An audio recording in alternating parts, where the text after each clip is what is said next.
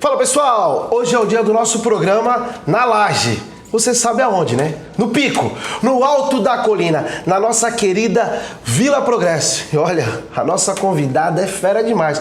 Eu tive até que anotar. Olha só, jornalista, mestra em comunicação audiovisual, professora universitária de audiovisual, documentarista, a primeira repórter da TV Regional da Baixada Santista e também coordenadora do Curta Santos. Produção, Leite Nervosa, tá fazendo o quê? Roda a vinheta.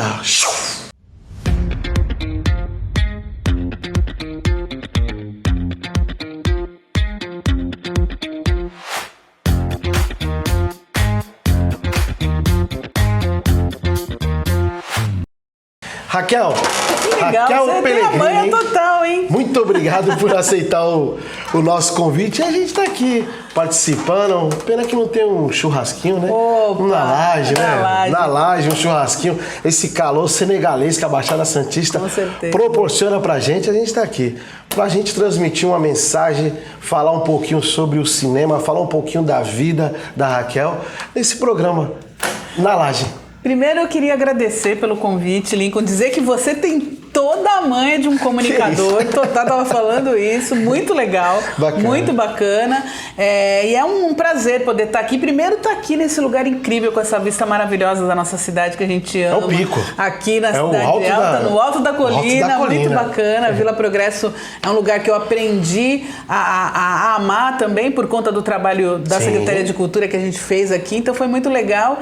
E eu estou muito feliz de poder trocar um pouquinho da minha experiência com você. E eu quero falar uma coisa, assim, abrindo o programa, não é porque eu estou aqui, não é porque você me convidou, mas assim, o Lincoln foi um cara que no mandato dele como vereador ajudou muito o cinema da nossa cidade. Né? Você não tem noção do quanto você ajudou mesmo, porque sempre encaminhou emendas para a área do audiovisual. Isso é muito legal. Compareceu, foi o único vereador que compareceu no Cinearte Posto 4 para ver uma sessão lá. Eu vi o filme, né? Um curta, viu? Exatamente. Quando a gente fez o Hoje é Dia de Curta, então graças à tua ajuda a gente conseguiu ter todo o último domingo do mês um horário, né? Todas as sessões do Cinearte Posto 4. Me convida que eu vou lá de novo. Exatamente, para a programação da cinematografia regional. Aqui foi muito legal. Muito obrigada, viu? Fico feliz por saber que o nosso mandato tem ajudado a área do cinema, né? Sim, com certeza. Muito obrigado também pelo trabalho que você vem trabalhando frente à Secretaria de Cultura, né? Do nosso município de Santos. Vou agradecer até o nosso secretário, né? Grande Rafael Leal, tem um carinho enorme pelaquela pessoa, pelo aquele rapaz, é um cara trabalhador, um cara batalhador, merece os nossos elogios, né? Sempre que a gente tem oportunidade, vamos dar honra a quem nos dá honra. Então ele é um cara do bem e merece. Raquel, fala uma coisa. Explica o que é a indústria do audiovisual e o que tem a ver com o Santos isso. O que tem a ver? Bom, a indústria do audiovisual, né, de uma maneira geral, é um setor da chamada economia criativa, né, que você trabalha um viés econômico pela própria criatividade, pelo talento individual de cada um. Então, hoje, a gente pode dizer que o audiovisual no Brasil está ligado à produção cinematográfica, à produção de TV, à produção de internet, de games, de narrativas transmídia. Quer dizer, hoje o audiovisual está em todo lugar. Né? A gente pode falar o seguinte, quem tem um celular, quem já gravou um vídeo e já postou, ou seja, todos nós, né, é um produtor audiovisual. Então é um caminho muito grande, é um caminho que traz muitas divisas para o Brasil, é uma cadeia que movimenta milhões para a economia brasileira, realmente, né? E Santos tem uma característica muito interessante, né? A gente acabou entrando nesse mercado do audiovisual a partir dos anos 90, quando vieram as TVs regionais para cá. Então a gente, de 90 até 2000, a gente teve uma produção televisiva muito forte aqui em Santos, né? Então as TVs regionais, existia na verdade uma carência das pessoas de se verem na TV. né, de ver a própria Baixada Santista, as suas histórias sendo contadas na televisão. Então isso alavancou uma série de TVs regionais. A primeira foi a TV Litoral, né, do Pércio Mussi, falecido, uma pessoa que eu tenho uma gratidão foi gigante. Lá que você trabalhou? Eu comecei lá. Foi a primeira TV regional, e por isso que eu fui a primeira repórter da Baixada Santista, que a gente fez a transmissão em 91 do Carnaval. Como é que é carregar esse título, hein? É uma coisa muito bacana, assim. Pra mim, eu tenho grandes amigos que até hoje estão no meio do audiovisual, que começaram lá naquela época. E é muito bacana, porque assim, a gente não tinha muita noção do que era. Então a gente trabalhou, era uma galera nova, eu tinha 21 anos. E todo mundo que trabalhava em emissora naquela época era todo mundo novo, todo mundo estava começando naquele caminho ali, e a gente aprendeu muito, foi uma grande escola para todo mundo. Depois eu fiz o primeiro programa de varejo, que hoje tem um monte, mas era o Videoshop, que era na TV Brasil, ligada ao SBT, né? Era o primeiro programa que vendia as coisas lá, e depois eu fui para a TV Mar e fiquei na TV Mar, né, por 11 anos, que era afiliada à Manchete, depois Record. Então foi um trabalho muito bacana de um grande aprendizado, né, para mim e acho que para todo mundo daquela época. Muito e aí bom. O que acontece? Santos acabou, por conta disso, a partir de 2000 veio o Curta Santos, vieram os cursos superiores ligados à área do audiovisual, e a produção cinematográfica começou a E o Curta Santos, eu tô até lembrando aqui, o Curta Santos teve aquele boom, né? Sobre o cinema do Queiro, né? Que foi das oficinas, não foi? Que saíram? Foram duas coisas que aconteceram mais ou menos ao mesmo tempo. Em 2002 nasce o Curta Santos, né? A primeira edição do festival, né? Em 2004, o Queiro começa a pré-produção aqui, que era um filme em nível nacional, que vem para Santos para falar da obra do Plínio Marcos, e aí as oficinas Queiro nascem em 2005. Caramba. E em 2005 também surge a Film Commission, que é um grupo de receptivo, que era uma comissão, hoje a gente tem uma coordenação que está ligada à Secretaria de Cultura nesse ano, que faz com que as pessoas venham para Santos do mundo inteiro para gravar aqui, para usar Santos como cenário. Então Santos é uma cidade de cenário. Por exemplo, durante o Carnaval tinha um comercial da Ambev, eu não sei se vocês chegaram a ver, que passou em todos os canais. Sim, foi ali, acho que na 15 de novembro. Exatamente. Foi na 15, na esquina ali da Rua 15. Teve o da Skol, se eu não me engano, né? Também teve o da Skol, a gente teve o da Shopee agora. Quer dizer, Santos acaba sendo o cenário, porque parece que é Salvador, parece que é o Nordeste, na verdade era Santos. Então, assim, isso tudo aconteceu mais ou menos nesse começo aí, entre 2000 e 2005. Então, a gente teve a vinda das escolas de cinema, né, da escola de audiovisual, que era Rádio e TV na Unimonte e Multimeios no Santa.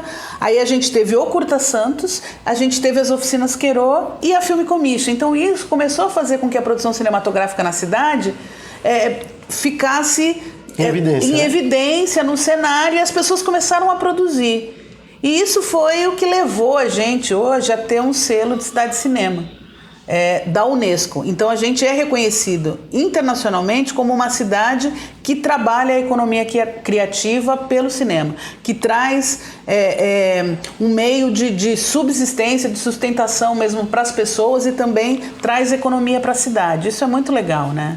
Raquel, fale então da Mostra das Minas e de outras ações para aumentar a presença feminina. Fala um pouquinho pra gente. Então, Mostra das Minas foi uma iniciativa de uma cineasta chamada Yasmin Alvarez, aqui de Santos, que ela entendeu, na verdade, um grupo de meninas formadas na Faculdade de Cinema. Então a gente tem um grupo grande de meninas formadas em cinema aqui em Santos, que resolveu criar essa mostra. Eu participei como curadora em algumas edições, sempre incentivei, mesmo quando estava na Secretaria de Cultura, a gente incentivou, elas sempre apresentaram lá no Cinearte Posto 4. Eu acho que é muito importante porque são filmes de curtas-metragens dirigidos por mulheres, né? Então, o Mostra das Minas começou regional, E depois virou nacional. Então, assim, a gente conseguiu acompanhar aqui na Baixada Santista filmes de Manaus, filmes do Acre, filmes do Nordeste inteiro de uma maneira geral, Norte e Nordeste, filmes do Centro-Oeste, do Sul do país, de mulheres assim que dirigem, que são cineastas, que pensam diferente, né?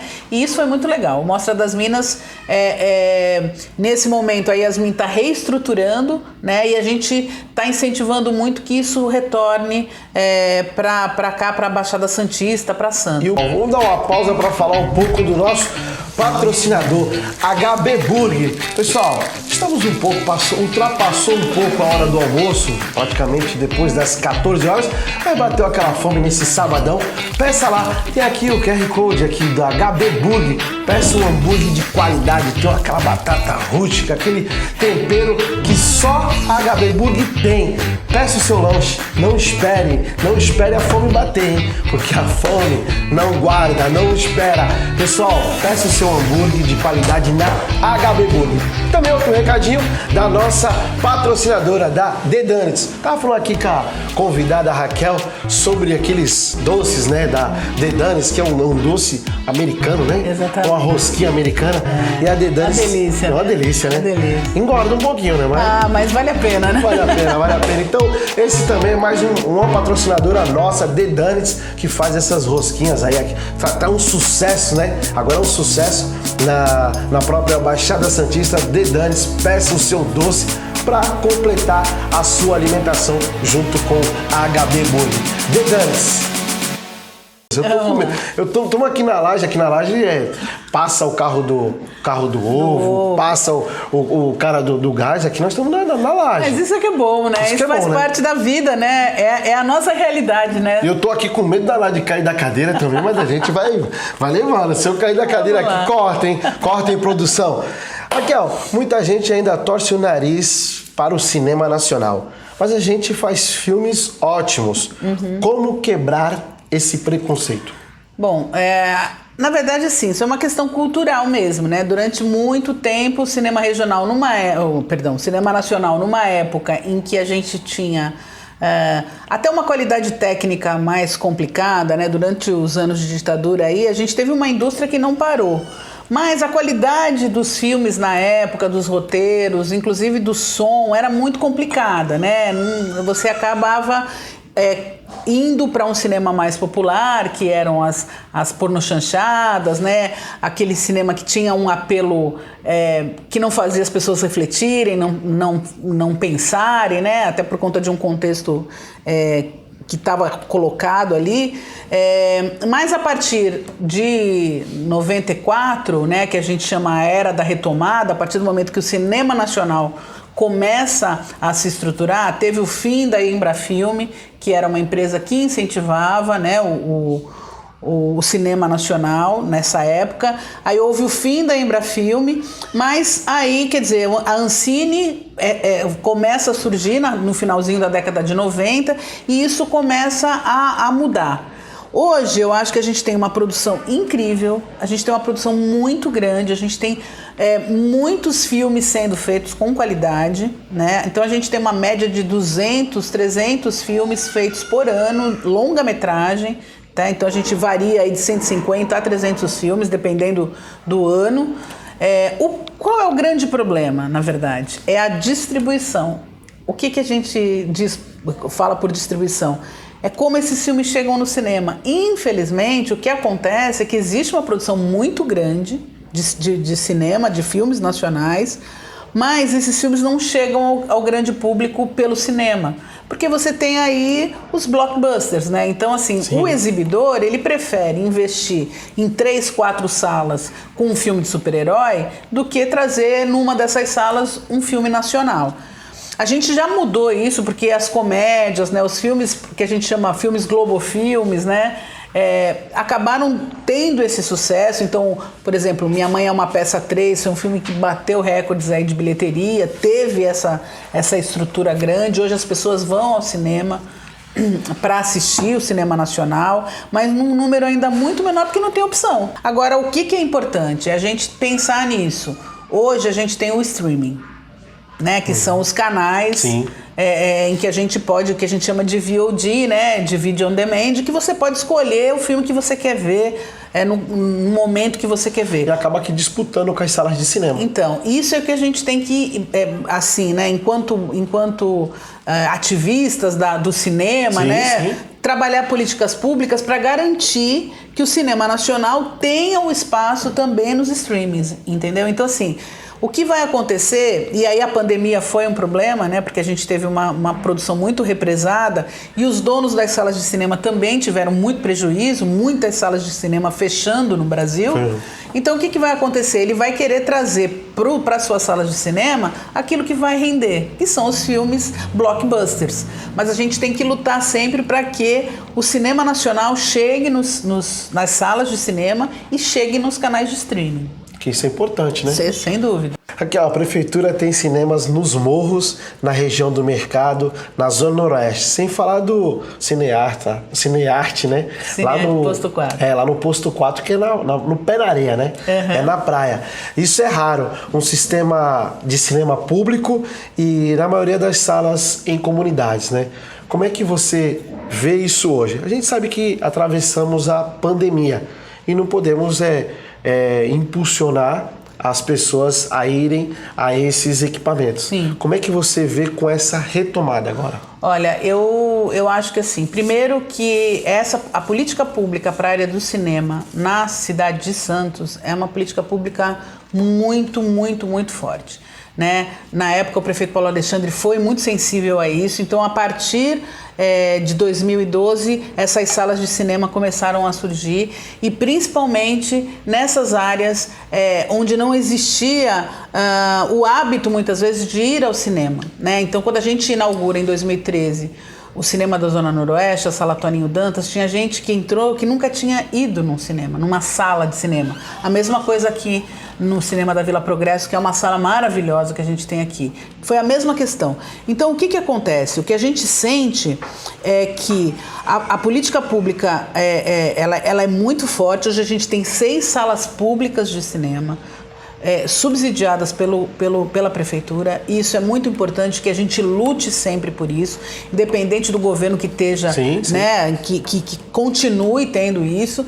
E aí a pandemia trouxe um grande problema para a área cultural, né, gente? Foi a primeira área a parar e a última a voltar na sua totalidade. Então, a gente sente que ainda as pessoas, mesmo no Cinearte Posto 4, que tem um público muito, muito fiel, as pessoas ainda têm um certo medo de voltar, mas eu acho que isso vai acabar entrando numa era de normalidade, né? O uso da máscara vai ser uma coisa normal, então nesses locais, tendo os protocolos, né? Eu acho que ainda não dá para tirar uma máscara numa sala de cinema, ainda não, porque você tem uma concentração muito grande. Sim. A gente ainda está vivendo essa pandemia, mas a gente sente essa retomada. E também a retomada na produção cinematográfica. Então hoje a gente vê que muito mais produtoras aí em nível nacional estão produzindo não só cinema, mas também como narrativas seriadas, como as séries. Então a gente está vendo que isso está acontecendo. Eu espero que a gente entre num grau de normalidade a partir, sei lá, do finalzinho desse ano, começo do ano que vem. Eu acredito que as salas de cinema no Brasil todo comecem a ter o grau de normalidade de um público fiel. Isso foi muito bacana por você participar dessa equipe, por ter esse olhar, né? Porque assim, difícil você ver um gestor público e falar assim, não, vou levar cinema lá para aquela comunidade deixa lá. Difícil você ver uma pessoa que fala assim, poxa, vamos levar cultura, entretenimento para aquelas pessoas, vamos dar oportunidade para eles conhecer. Porque você falou no início aqui, dos cinemas, que quando foi inaugurado, teve um garotinho que deu uma entrevista para o próprio jornal local e ele falou, tia, eu nunca fui 10 anos de idade, eu nunca fui num cinema. E ele viu aquela sala, a sala mesmo de cinema. Eu lembro que na inauguração aqui da Progresso foi incrível, porque a sala é linda, né? Então eu não sei, quem não teve a oportunidade, né, de ver... De conhecer, né? As salas públicas. A gente tem uma aqui na Vila Criativa da Vila Progresso, a gente tem na Vila Criativa da Penha, a gente tem no Centro Cultural da Zona Noroeste, a gente tem na Vila Nova, na Vila Criativa da Vila Nova, tem no MIS, no Museu da Imagem e do Som e no Cinearte Posto 4, que é na praia. Mas daqui, eu gosto muito dessa sala aqui, eu tenho um carinho muito grande pela Vila Progresso, por essa sala aqui, porque eu acho que tem uma questão que envolve muito mais do que você só assistir a um filme, né? O cinema e a arte cinematográfica, ela transforma vidas. Então, às vezes, você está assistindo a um filme e você vai refletir pela sua vida, você vai falar, nossa, isso vai me tocar de alguma maneira. Você pode não entender na hora, mas isso vai ficar na tua memória. E uma outra coisa que está acontecendo agora é justamente a gente poder trazer a formação. Então, a partir desse ano, a gente vai ter cursos, né? Na verdade, oficinas na área do cinema, fixas aqui nas Vilas Criativas, na Progresso, na Penha. Então, trazendo essa porta, abrindo essa porta, porque é um mercado de trabalho. Quebrando, né, esse Exatamente. bloqueio. É uma forma de democratizar. Então, o prefeito Paulo Alexandre, na época, ele teve muito essa sensibilidade da democratização cultural. Porque a cultura não é só o entretenimento, e o entretenimento, né, a arte não é só entretenimento. Então, unir isso como uma forma de transformação de vidas e de geração de emprego. Tem muita gente, Raquel, que pergunta com tom crítico qual o papel e o trabalho do Museu da Imagem e do Som de Santos. O Museu da Imagem e do Som de Santos, ele completou 25 anos no ano passado, né? Então, eu acho que, primeiro, as pessoas associam a palavra museu a coisa velha, né? A coisa que não presta, que já está mais, né? E isso é o maior erro. Começa daí. Primeiro, o Museu da Imagem e do Som de Santos, ele é um lugar que a partir de 2012, e aí também com a gestão, né, a gente tem que falar isso, porque foi realmente a partir dessa gestão, dessa visão cultural que na época o governo, quando o Paulo Alexandre assumiu, e todos os secretários que vieram, né, e hoje o Rafa tem isso muito claro, o Rafael Leal, houve uma mudança generalizada no que existia no Museu da Imagem e do Som. Ele estava meio abandonado mesmo, e as pessoas, talvez essa crítica viesse dessa época.